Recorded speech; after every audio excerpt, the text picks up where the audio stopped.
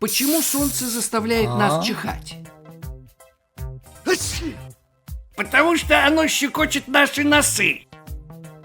Нет, подожди, я объясню.